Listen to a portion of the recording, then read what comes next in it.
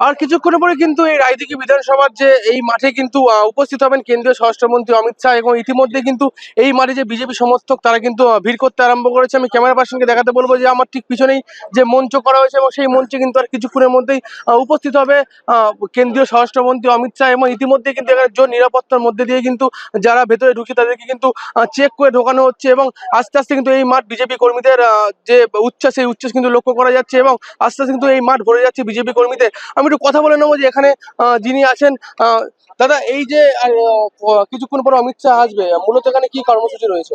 এখানে আমাদের ভারতীয় জনতা পার্টির নেতৃত্বে যে সারা পশ্চিমবঙ্গ জুড়ে যে পরিবর্তন যাত্রার সূচনা করা হয়েছে, সেই পরিবর্তন 9টা যাত্রার মধ্যে একটা যাত্রা।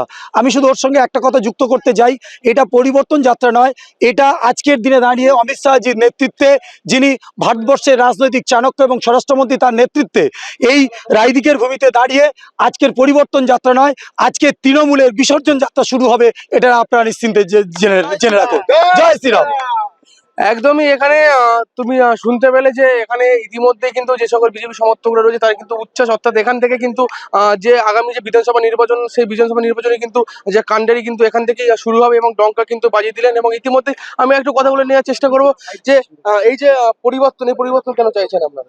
পরিবর্তন চাইছি কারণ হচ্ছে দুর্নীতিতে ভরে গেছে, সেই কারণের জন্য মানুষ পরিবর্তন চাইছে। আর আমরা তার মূল কাণ্ডারির সঙ্গে আছি, অমিত শাহজির সঙ্গে আছি, নরেন্দ্র মোদীর সঙ্গে আছি। আমরা সেই জন্য পরিবর্তন চাইছি। একদমই, হ্যাঁ, যেটা এখানকার বিজেপি সমর্থকরা যেটা জানালেন যে ইতিমধ্যে কিন্তু এখানে যে সকল পরিবর্তন, অর্থাৎ আগামী 26 নির্বাচনে যে ডঙ্কা, সেই ডঙ্কা কিন্তু আজকে যে রায়দিঘি বিধানসভা থেকে কিন্তু রাজ্যের কেন্দ্রীয় স্বরাষ্ট্রমন্ত্রী অমিত শাহ কিন্তু সূচনা করবেন, এবং পরিবর্তন যাত্রা শুরু করবেন।